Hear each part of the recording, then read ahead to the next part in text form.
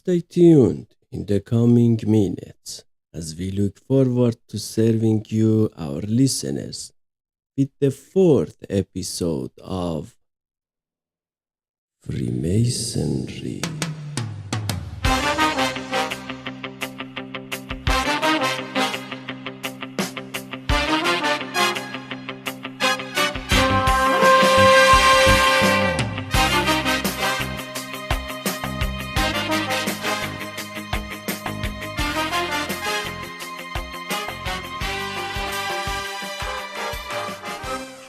Episode 4: The Lodge as a Civic Classroom.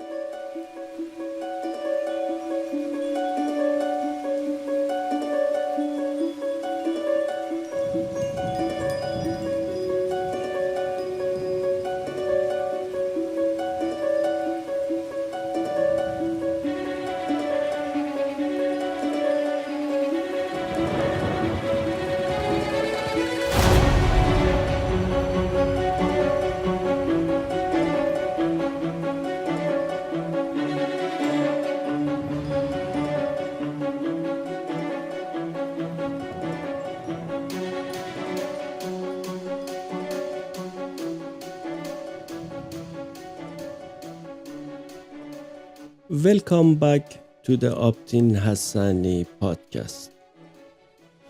If you have been following our journey so far, you know we have spent time untangling the myths that shroud our crafts, specifically those tall tales about so-called founding fathers that often distract us from the reality of the institution. Today, we are pivoting. We are moving from the broad, sweeping historical myths to the precise mechanics of human interaction. We are going to look at the lodge not as a mystery, but as a masterpiece of social architecture. I've spent a great deal of my academic career focused on educational leadership, constantly questioning how we learn, how we lead, and how we foster growth in others. When I look back at the 18th century lodge through that lens, I don't see any secret society. I see something much more revolutionary for its time. I see a civic classroom. Think of it as a laboratory for the mind and spirit.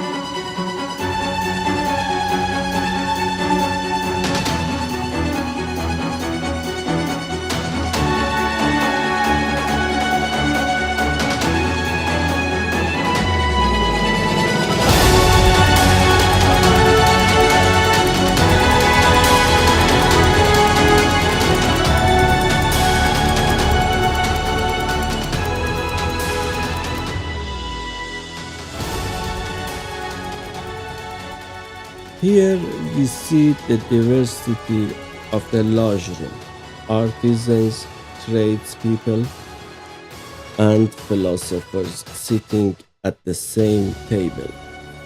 This was a space designed to train specific intentional behavior.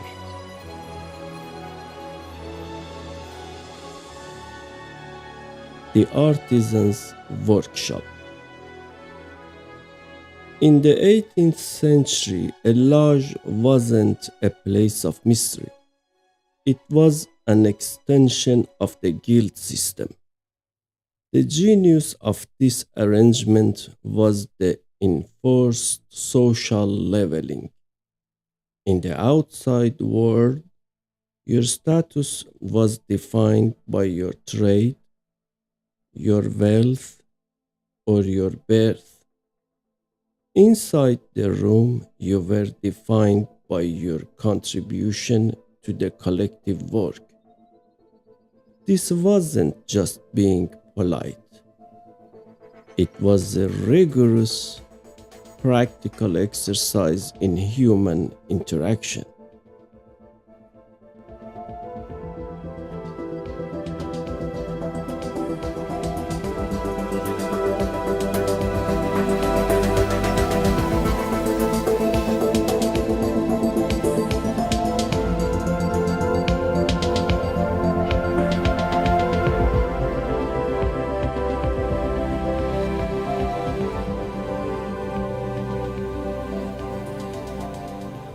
Observe the interaction between these two members.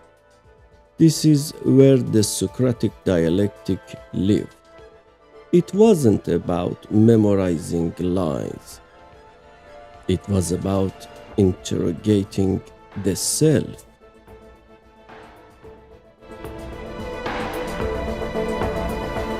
The Socratic dialectic. I often discuss the Socratic method in my work in educational leadership. In a classroom, we use the dialectic to uncover truth. In an 18th century lodge, the ritual functioned similarly.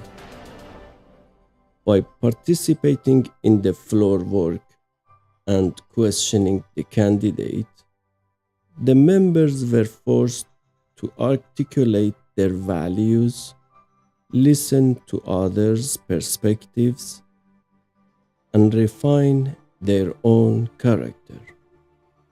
This was, in effect, a non-sectarian school for citizenship.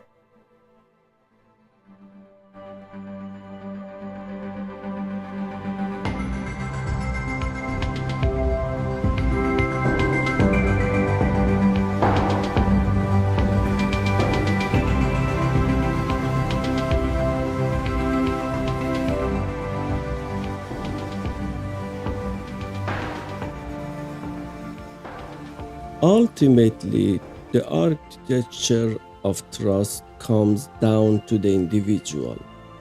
By standing on the level, the member is trained to recognize the humanity in their neighbor and move beyond the ego.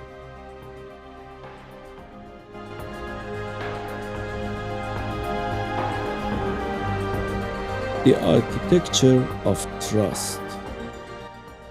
This is the transcendent leadership I often explore, moving beyond the ego and the immediate political interest to create a sustainable, trust-based environment.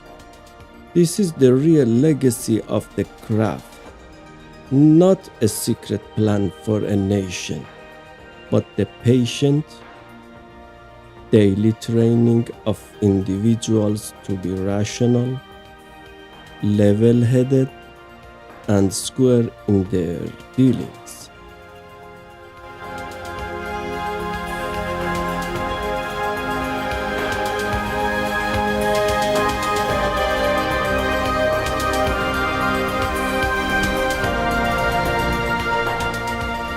If we want to understand the origins of our modern civil discourse, we don't look for hidden signs.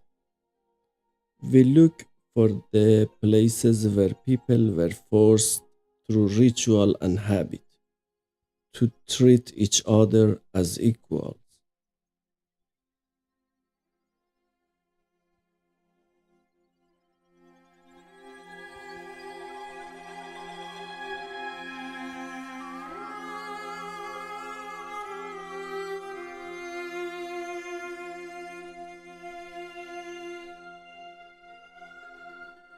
The lodge was a classroom.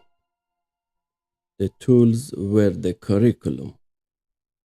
And the work, it was the slow, difficult process of building a character capable of self governance. I'm Abtin Hassani, and this is the study of how we build step by step.